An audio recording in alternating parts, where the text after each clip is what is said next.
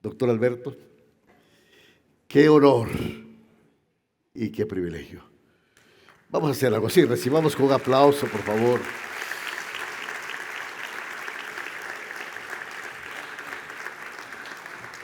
Gracias. Ya vamos, hermano. Gracias, pastor. Gracias. Le amo muchísimo y le respeto muchísimo. Amén. Gracias. El Señor Jesucristo está aquí en medio de nosotros. El mismo Cristo que caminó por la tierra de Palestina, ahora se está moviendo en este lugar. El mismo Cristo que abrió los ojos de los ciegos, libertó a los oprimidos del pecado e hizo huir avergonzados a los demonios, está aquí en esta mañana. No hay pecado que Él no te pueda perdonar, no hay demonio del cual no te pueda librar, no hay problema que Él no te pueda solucionar. Él tiene todo poder, Él tiene toda autoridad. El que lo cree, grite aleluya. Es mi honor estar en tu púlpito. Yo tengo 80 años, mis primeros 80 años, más de 65 predicando. Conozco miles de pastores, sin exagerar. La semana pasada ministré a más de 20,000 pastores en Colombia, de 50 naciones. Yo puedo destacar con los dedos de una mano personas como Pastor Daniel, un hombre de altísima integridad, y me honra su amistad, su cariño. Así que para mí venir a Honduras sin venir a estar con Daniel sería como no haber venido a Honduras. Vinimos para lanzar un proyecto en La Ceiba. Llegamos anoche a medianoche, fuimos recibidos muy calurosamente en La Ceiba, con una temperatura enorme, pero con una calidez poderosa del Espíritu.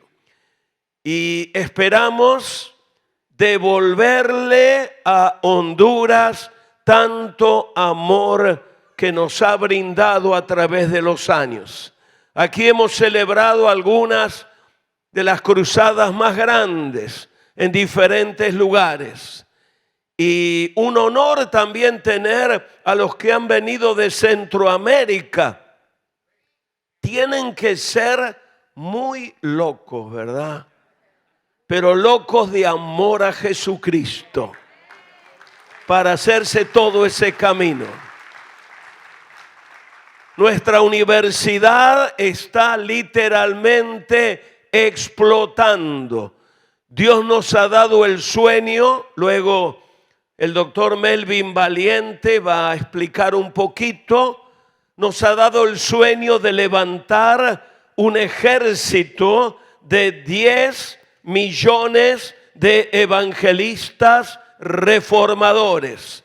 Alguno se preguntará por qué esa combinación evangelista reformador. Es que queremos producir un tipo de líder que no solo gane mucha gente para Cristo, sino también se convierta en un elemento de transformación, de reforma de comunidades y naciones. Yo no sé usted cómo se siente. Yo me siento empezando el capítulo más importante en la historia cristiana de América Latina. Después del COVID-19, estoy convencido que la verdadera iglesia del Señor se levantará poderosamente. Será la sal, la luz, la hacedora de buenas obras, y el evangelio irrumpirá en cada esfera de la vida nacional, transformando las artes, la política, el gobierno, la economía, la ciencia, las comunicaciones, la familia y la vida entera. Damas y caballeros, vamos a entrar a aguas profundas. Hemos tenido grandes despertamientos en América Latina. Lo que viene ahora es un avivamiento con características de reforma profunda. Somos herederos de la gran reforma protestante. Temo que mucha gente no la conoce cabalmente. La piensan solo como una reforma religiosa. Y claro que afectó la vida religiosa del mundo. Pero la reforma protestante fue mucho más. Produjo una transformación en Europa sin paralelo. Europa no era la Europa de hoy, fina, sofisticada, culta, próspera. Era un continente muy rural, muy silvestre, con todo respeto, muy atrasado. La reforma, el evangelio, produjo un desarrollo sin precedente. Aquí en América Latina hemos probado sistemas de derecha, sistemas de izquierda. El péndulo sigue moviéndose. Damas y caballeros, llegó la hora de los hijos de la iglesia, cuando van a ir empoderados sobrenaturalmente a transformar nuestras naciones en el nombre de Jesús. Le pedí al Señor, le dije, sí, estoy listo. He vivido 80 años apasionadamente. Sigo trabajando como alguien de 30, pero le pedí al Señor, permíteme ver la transformación que sueño en América Latina. Estoy convencido que la vamos a ver en el nombre de Jesús. Gracias, Daniel, por tanto amor, por tu amistad. Son muchos años. Te admiro profundamente.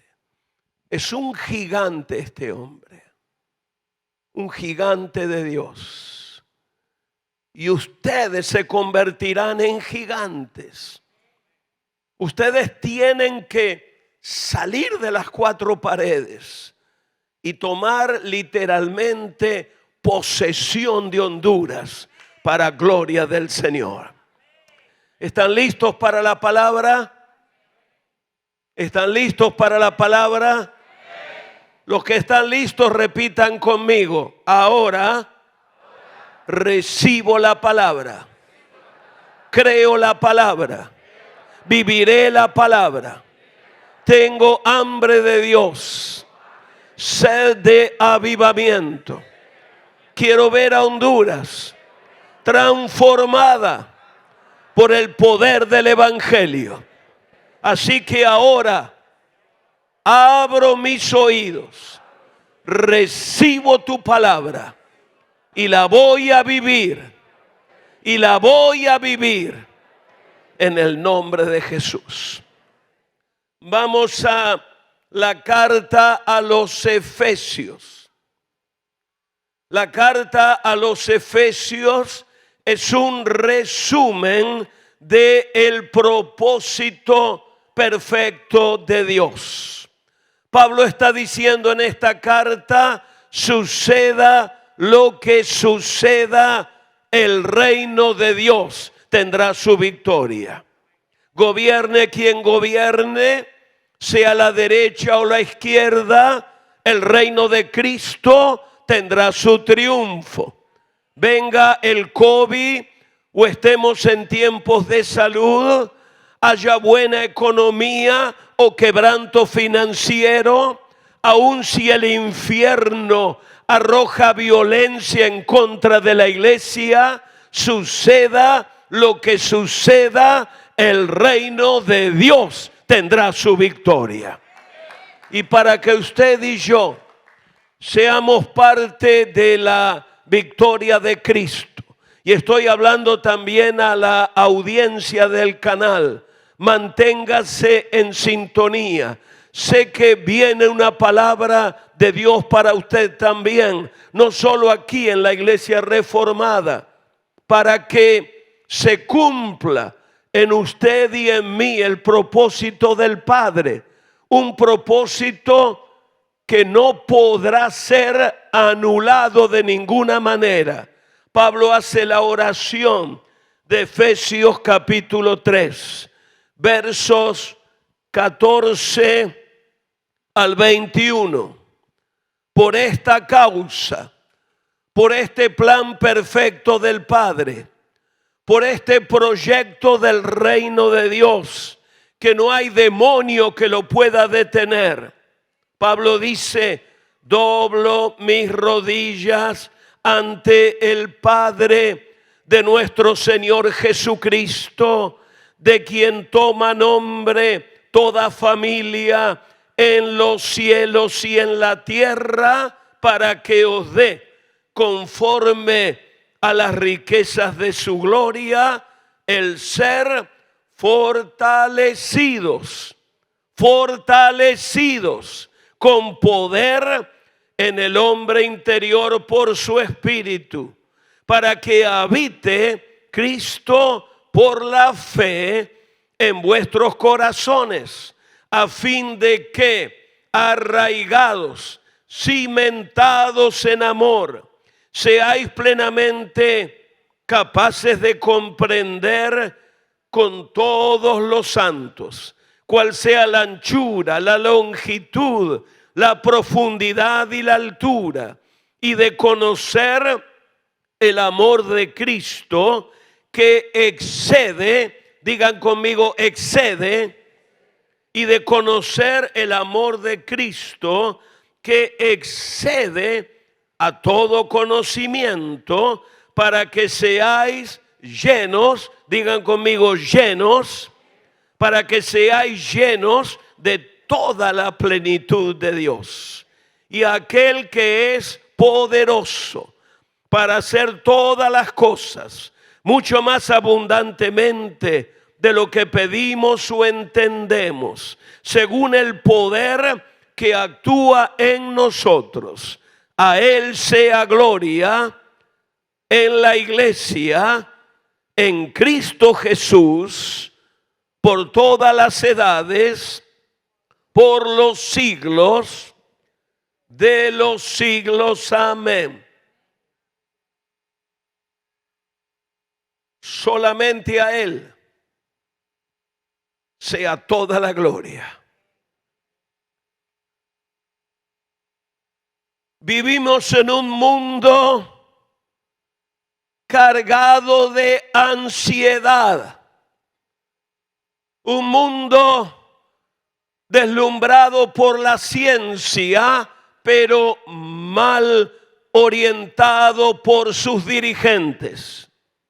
Creo que nunca el mundo conoció una época como la época presente.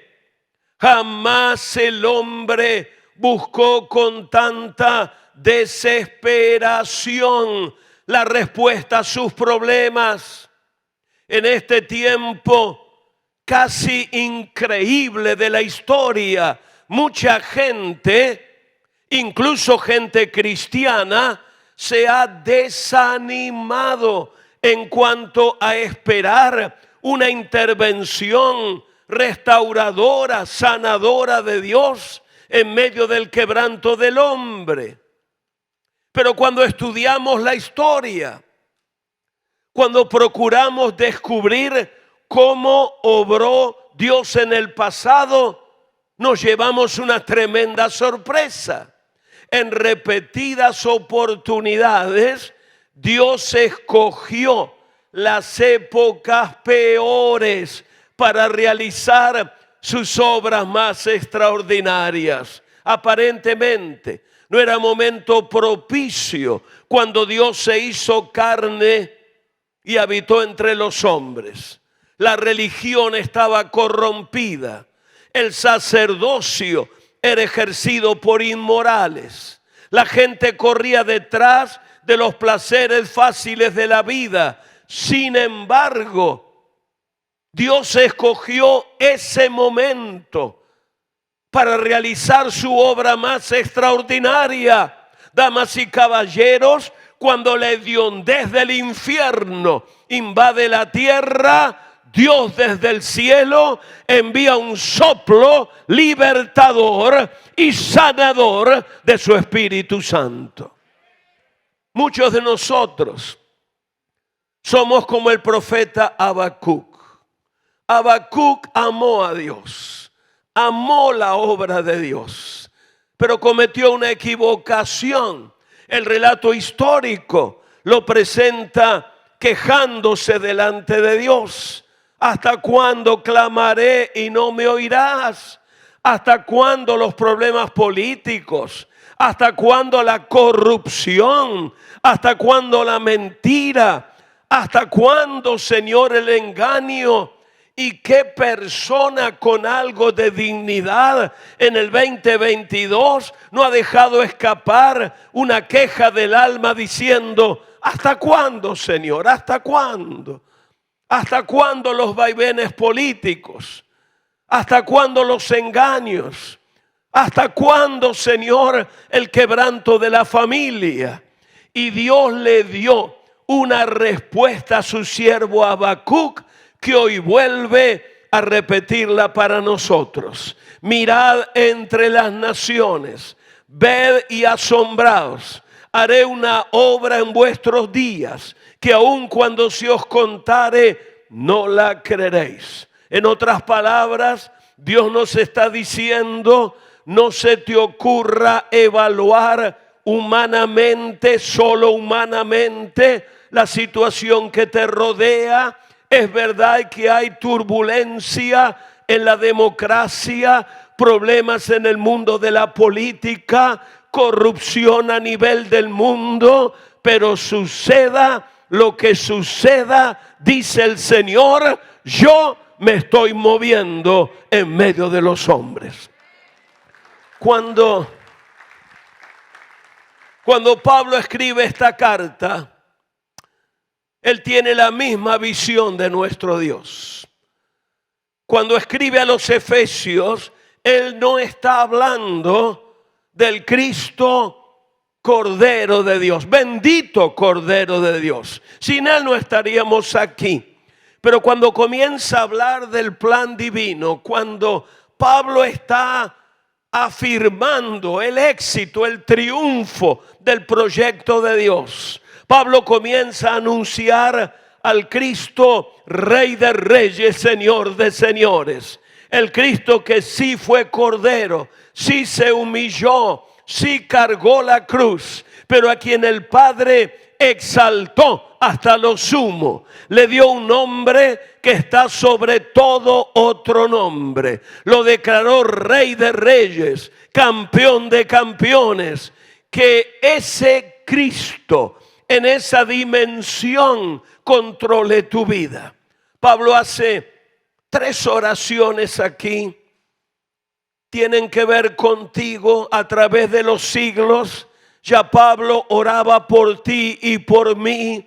Te incluía en el pueblo glorioso del Señor para que seas parte de la victoria del Evangelio. La primera oración que hace Pablo, verso 17, que habite Cristo por la fe en vuestros corazones. Que habite Cristo por la fe en vuestros corazones. La palabra habitar da la idea de alguien que llega a un lugar determinado, se queda, vive, actúa en ese lugar determinado. Que Cristo llegue a tu vida, que Cristo se manifieste en tu vida el domingo por la mañana, pero que 24 horas, 7 días de la semana, Él habite, permanezca, resida, actúe, gobierne en cada esfera de tu persona. Que Cristo habite, que Cristo gobierne, que Cristo afecte profundamente cada esfera de tu vida. Claro que los cristianos de América Latina tenemos nuestras características. La emoción que sentimos es algo intensa, a diferencia de otras culturas donde son más reflexivos. Nuestra experiencia cristiana es muy emotiva, es muy emocional y está bien. Pero hay otras áreas de tu vida que Dios tiene que afectar profundamente.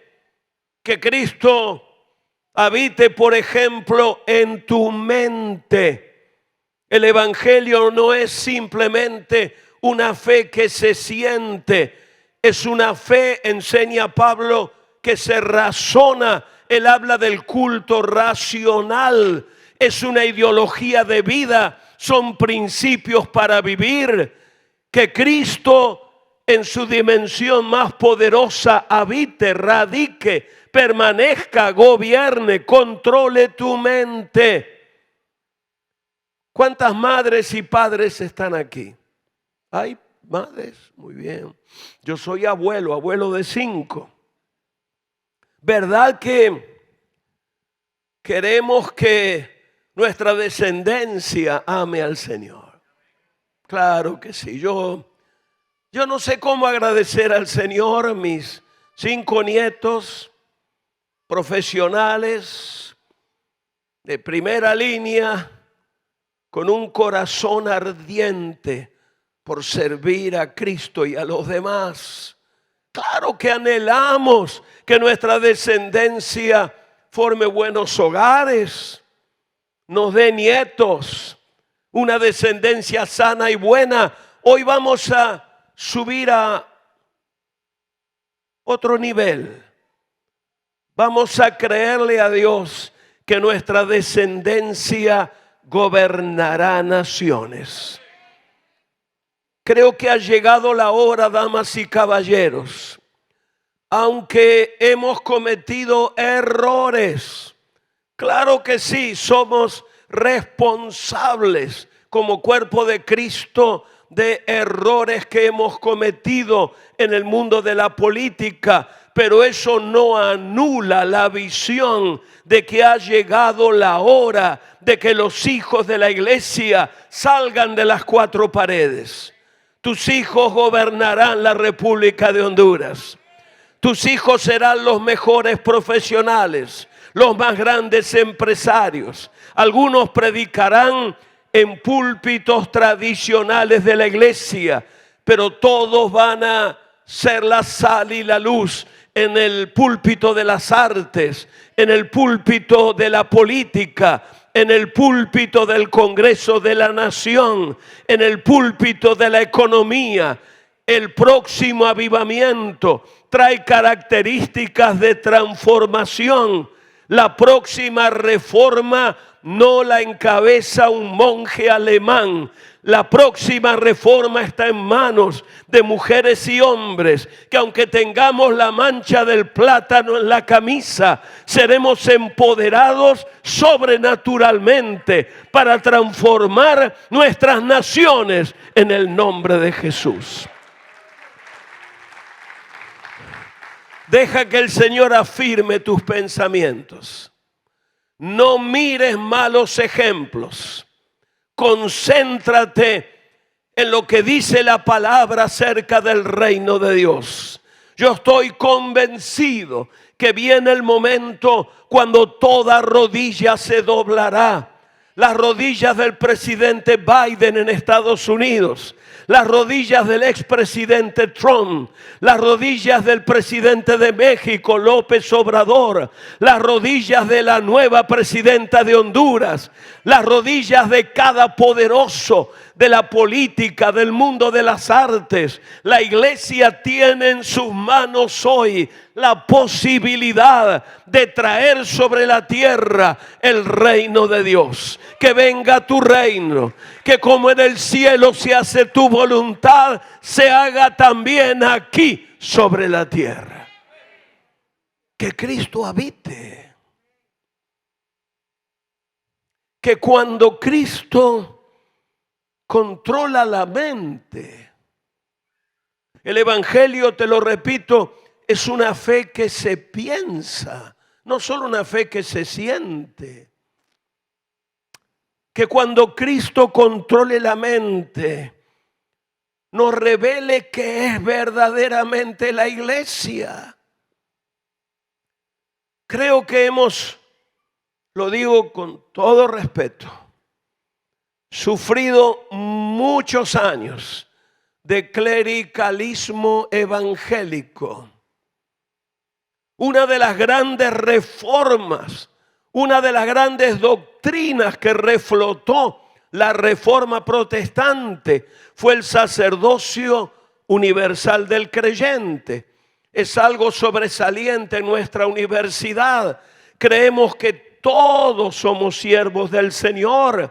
El concepto de la época presente dice que quien está en plataforma, ella o él, es el siervo de Dios, que los que estamos en las sillas debemos portarnos bien y apoyar al siervo de Dios para que haga la obra del evangelio.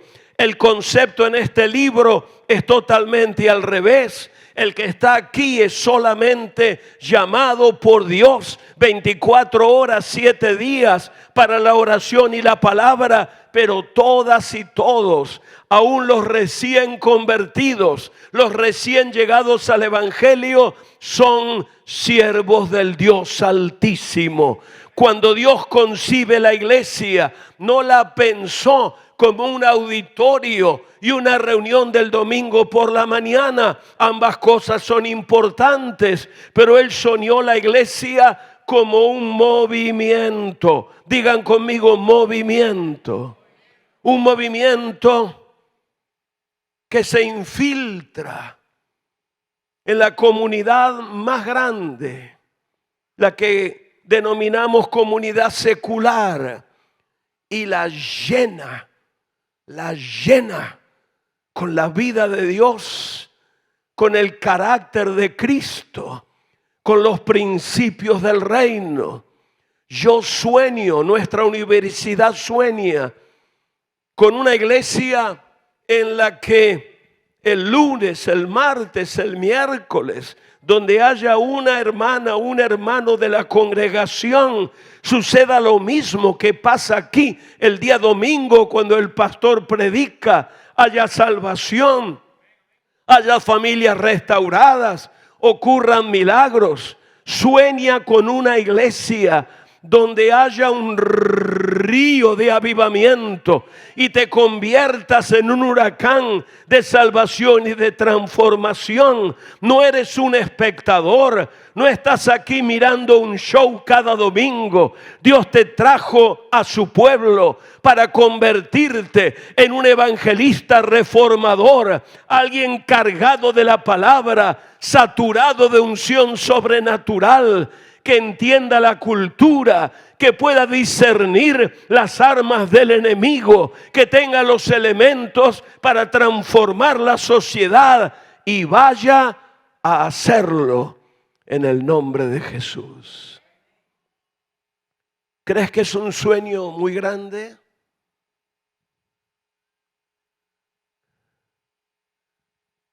si dejo de soñar,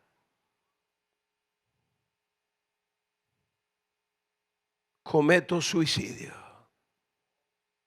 Cuando un ministerio deja de soñar, se está suicidando. Iglesia evangélica y reformada, estás a punto de cumplir 100 años. 100 años. Fuiste fundada por soñadores. El padre de Daniel fue uno de los más grandes pastores de todo el continente. Pero la iglesia no se estableció para que tengas el domingo simplemente un momento espiritual confortable. Está aquí para entrenarte y para que tú brilles allí afuera. Sueña que Dios te va a usar. Deja que Cristo controle tu mente. Sueña que podrás brillar para el Señor. Tus manos serán llenas de unción, de bendición, tu mente de sabiduría, tu corazón de fuego sobrenatural. Harás lo que jamás has pensado que podrías lograr en el nombre de Jesús. Que habite Cristo. A los 80 años estoy teniendo los sueños más grandes de mi carrera. Apenas estoy comenzando. Te invito a que sueñes. Cuando estés solo hoy en tu casa, dile al Señor, Señor, si lo que ese predicador que nos visitó hoy, don Alberto, no es una locura de él, ayúdame a entender lo que esperas de mi vida. Quiero soñar en grande. Soñar en grande. Yo ya siento la sinfonía. No la escribió Beethoven. Mozart no tenía tamaña capacidad para tamaña sinfonía. La más grande sinfonía del universo la van a escribir ustedes. La escribiremos los hijos del reino de Dios. Es como un nuevo nacer de toda la creación antes del regreso de nuestro amado Salvador. Que venga tu reino, que como en el cielo se hace tu voluntad, se haga también en la tierra. Tengo que pasar a otro punto, pero no es casualidad que estén de Guatemala, de Costa Rica, de El Salvador, de Uruguay. ¿Cómo puede ser? Traten de hacerse esta pregunta. Si tenemos en Centroamérica el porcentaje de crecimiento numérico más grande que ha tenido el cristianismo en siglos, ¿cómo puede ser lo que está pasando en nuestras naciones de Centroamérica?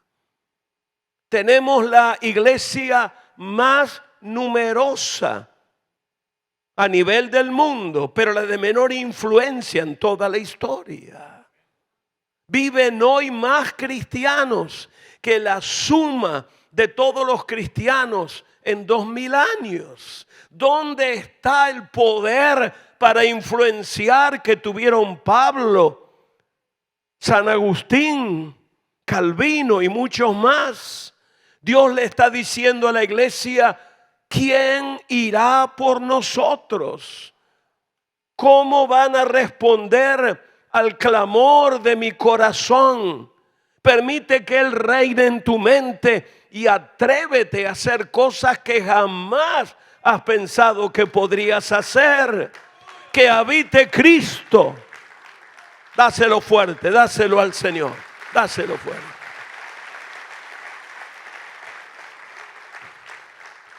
Pablo sigue orando, está orando por ti y por mí, nuestro querido apóstol Pablo. Le amo entrañablemente. Es uno de los primeros rostros que quiero ver en el reino de los cielos. Primero pide que Cristo habite. Él está diciendo, lo que Dios planeó no puede ser anulado. El proyecto de Dios no puede ser detenido, aun si toda Biblia es quemada, todo predicador silenciado, toda manifestación del cristianismo raída de la faz de la tierra, suceda lo que suceda, aun si el infierno arroja lo peor sobre la iglesia, el reino de Dios tendrá su victoria. En primer lugar, para que eso pase, que Cristo habite. Y que habite aquí, no solo aquí, que habite aquí. Toda gran transformación comienza en la mente.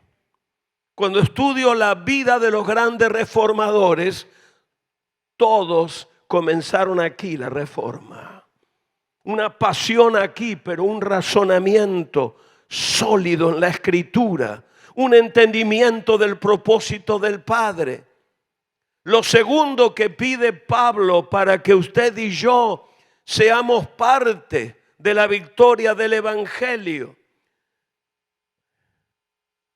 a fin de que arraigados, cimentados en amor, seáis plenamente capaces de comprender con todos los santos cuál sea la anchura, la longitud, la profundidad y la altura, y de conocer el amor de Cristo que excede,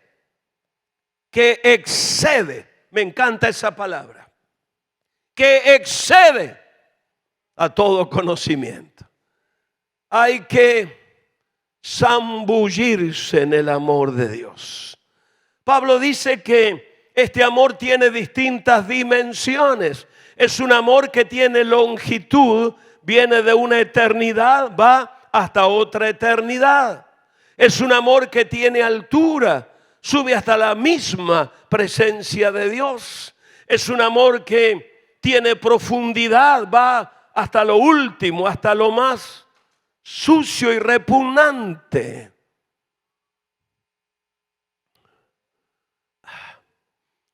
Ustedes no son así, pero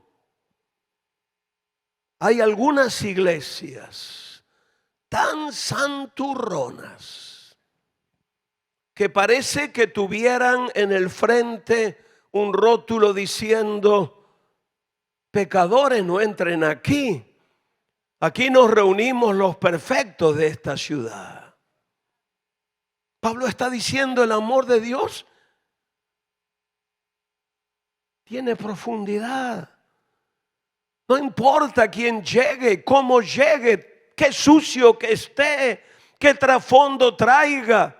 Hay algo en ella o en él de la imagen de Dios. Los brazos de la iglesia tienen que ser los brazos más largos del mundo para abrazar, para bendecir, para recibir, para amar, para sanar en el nombre de Jesús.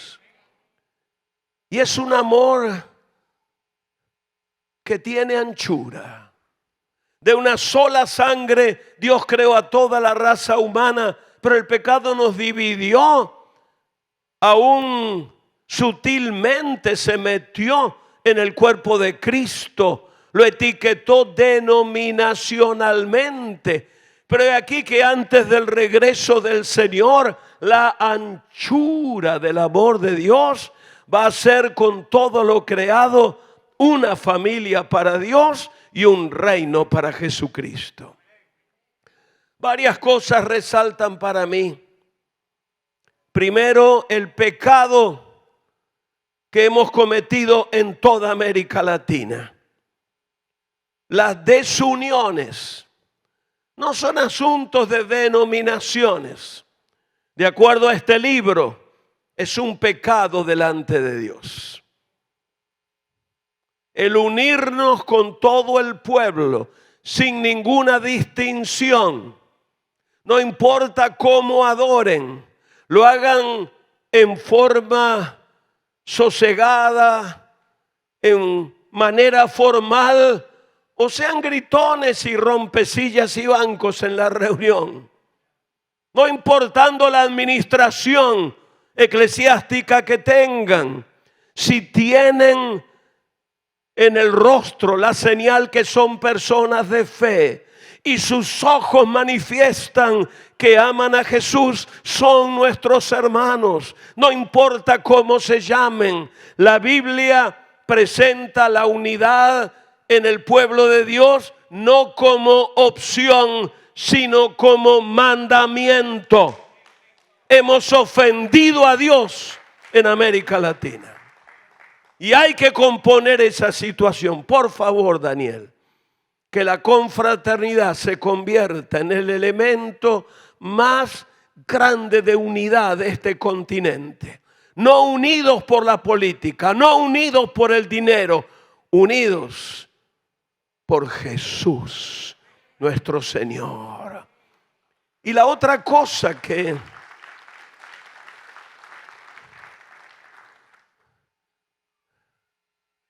por cierto, ustedes tienen un gran tesoro. Ustedes no se imaginan lo que significa tener un hombre como él, líder de este país. No es líder de la iglesia evangélica y reformada solamente. Es líder de los cristianos de esta nación. Por consecuencia, ustedes serán bendecidos. Sostengan a su pastor con intercesión continua, porque lo que viene para él en los próximos años es levantarse a pastorear a Honduras, no solo a pastorear esta iglesia. Cada palabra que se pronuncia en este púlpito a través de este canal de televisión va a tocar cada rincón de Honduras, y Honduras será sanada y la iglesia se unirá. Y vamos a tener un ejemplo continental aquí en este país que le diga a las otras iglesias del mundo: es posible tener una iglesia unida y una nación transformada para gloria del Señor.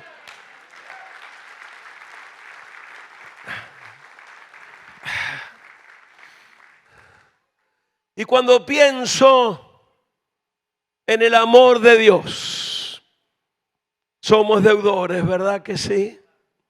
Yo me siento deudor, Más viejo me pongo, más deudor me siento con Dios. A mí el amor de Dios me llama la atención a la urgente necesidad que tenemos como iglesia de ejercer compasión con la gente del mundo. Cuando estudio a Jesús, a mí me llama mucho la atención. Él trataba duramente solo a los fariseos, los religiosos. Los fariseos se preocupaban de comas, puntos, ceremonias, fechas. Jesús se interesaba en el ser humano. En cuanto lo hiciste a uno de estos pequeñitos, a mí me lo hicieron. Mujer, ni yo te condeno. Vete, no peques más, pero no te condeno. Misericordia. Estaba hace unos años orando por avivamiento que transforme naciones, y de pronto vino fuerte una palabra de Dios a mi vida. Dile a mi iglesia que el avivamiento para transformar naciones que anhelan se los voy a dar cuando hagan obras de misericordia. Digan conmigo, misericordia. No son para salvación. La salvación es por pura gracia. son para manifestarnos a los que no pertenecen al Señor, para que glorifiquen al Padre. Nosotros comenzamos hace 10 años un ministerio llamado Rescate Extremo. Llevamos 10 años en Guatemala apoyando a un ministerio guatemalteco. Nosotros, aparte de lo que ellos hacen, cuidamos de 2.200 niños. Si usted me pregunta cómo, yo no sé. ¿De dónde viene el dinero? Yo no sé. No sé, solo me dispuse y Dios comenzó a trabajar. Cuidamos de esa cantidad de niños, de todo: educación, vivienda, alimentos, vestidura, todo lo que un niño necesita.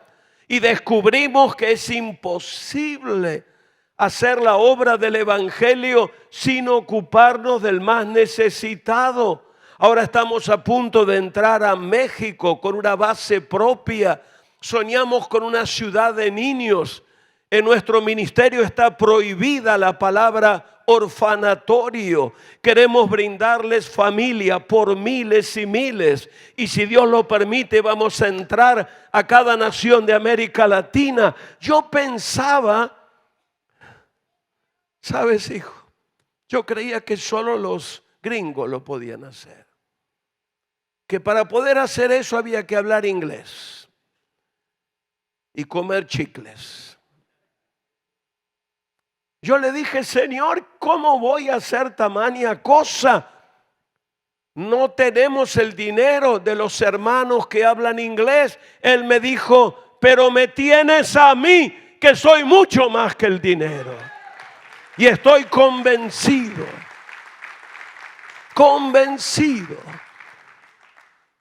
que si vamos a alcanzar la victoria del evangelio, debemos salir de las 4 paredes, ocuparnos de los niños, los ancianos, las mujeres abusadas. ¿Sabes cómo comenzó la visión con México? Por cierto, no sé cuánto tiempo tengo. Tengo un rato más. Yo antes no usaba reloj, hermanos. Ahora tengo problemas, pero antes tenía más problemas porque usaba un caramelo en la boca. No te rías, es verdad. Y el caramelo me duraba 30, 40 minutos. Cuando predicaba, sí que se me acababa el caramelo y yo terminaba el mensaje.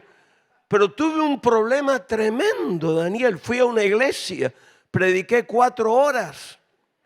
Y me di cuenta que me había equivocado, había puesto un botón en la boca. Así que tú me dices si me tengo que bajar. ¿Cómo nace el proyecto en México? Una amiga nuestra está conduciendo su auto en una ciudad llamada Tijuana. Es ciudad de frontera, frente a San Diego, California, la ciudad de más rápido crecimiento de México.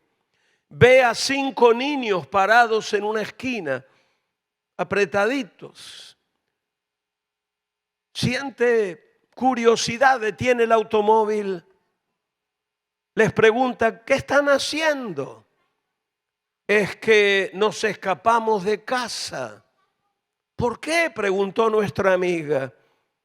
En casa abusan de nosotros. Ella los subió al automóvil, los llevó a su casa. A los pocos días la niña mayor de unos 15 años comenzó a sentirse mal. La llevó al hospital, le hicieron análisis, le dijeron: esta niña está embarazada. La niña dijo: sí, mi abuelo abusó de mí. Llegó el momento del parto. En el parto nacieron 2 niños. Y la muchachita murió.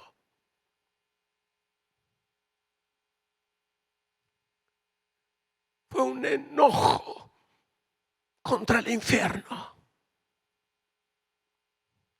Aquello desató la visión para México. Detente por un momento donde hay dolor.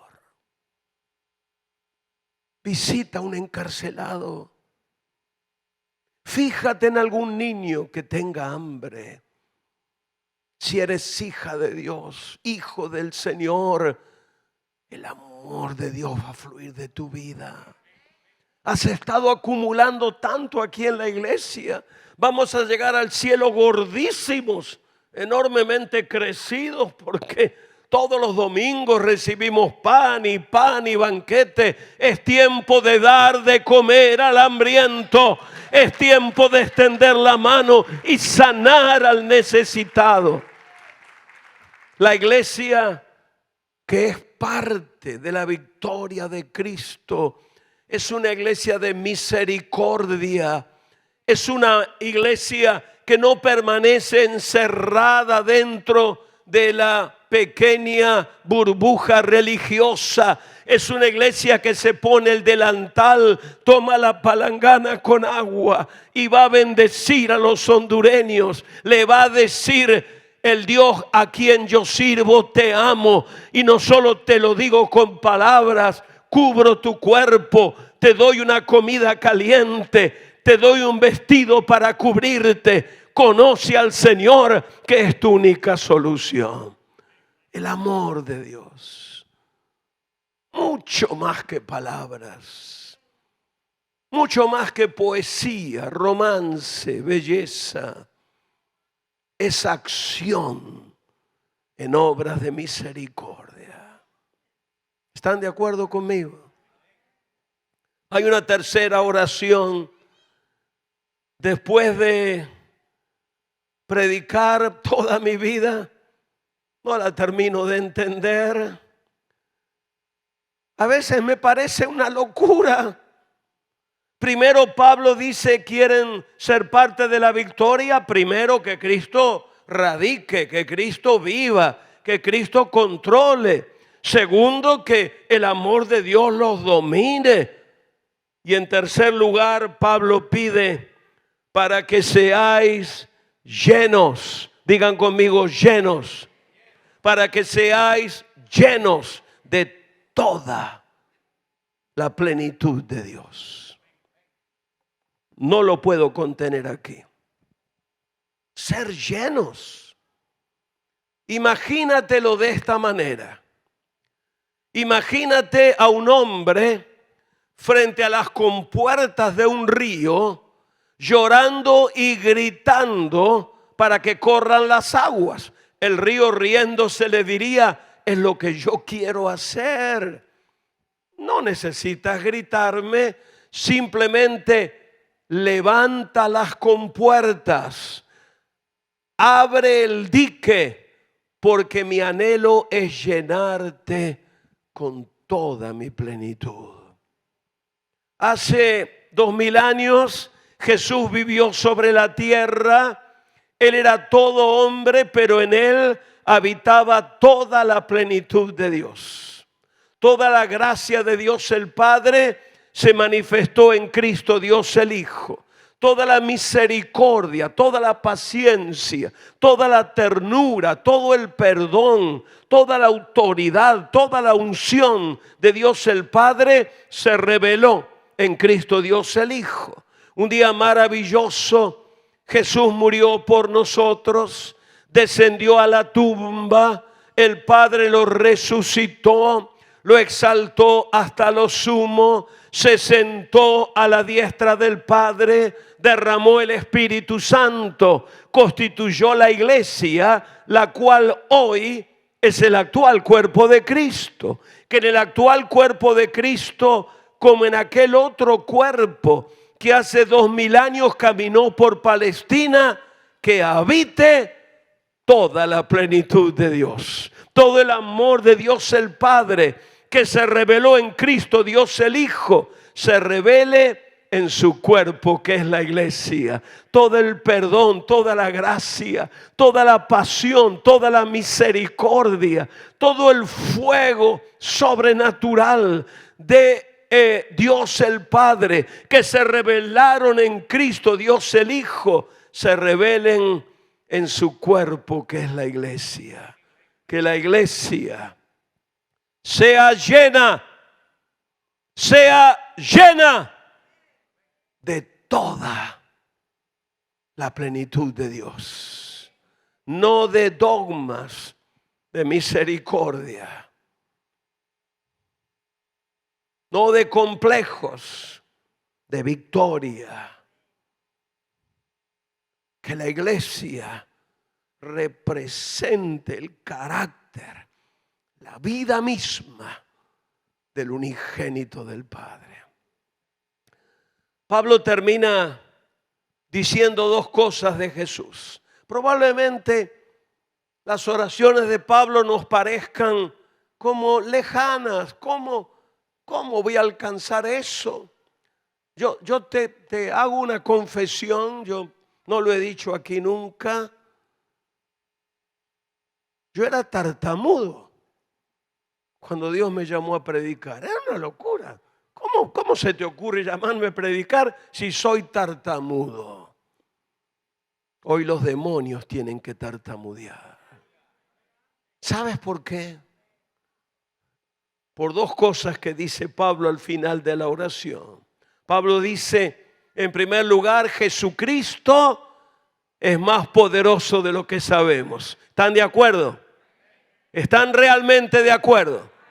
Es más poderoso de lo que nosotros sabemos. Y lo segundo que Pablo dice al final de la oración, Jesucristo puede hacer las cosas mucho más abundantemente de lo que pedimos o entendemos. ¿Lo creen conmigo? Trata de razonarlo para tu vida. Yo me he mirado siempre como indigno y sigo creyendo, soy indigno de predicar el evangelio, pero de pronto Él me dice que puede hacer a través de nuestra vida mucho más de lo que pedimos o entendemos. Alguna hermana de la iglesia dirá, ¿cómo voy a servir al Señor? Cría predicadores del evangelio. Alguien dirá, no tengo lo que mi pastor tiene, no estoy preparado. Declárate instrumento en las manos del Señor. Cristo es más poderoso de lo que sabemos. Los demonios tiemblan delante de Él. Segundo, Cristo puede hacer las cosas más abundantemente de lo que le pedimos. Y el final de la oración es un llamado a la iglesia evangélica reformada y a todas las expresiones del cuerpo de Cristo. Es un llamado a dar gloria al Señor por todas las edades, por los siglos de los siglos. Amén, amén y amén. Podrías estar en cualquier lugar. Tal vez yo ya muerto. ¿Quién sabe? En la cárcel. Qué privilegio que tú y yo estemos aquí. Somos deudores.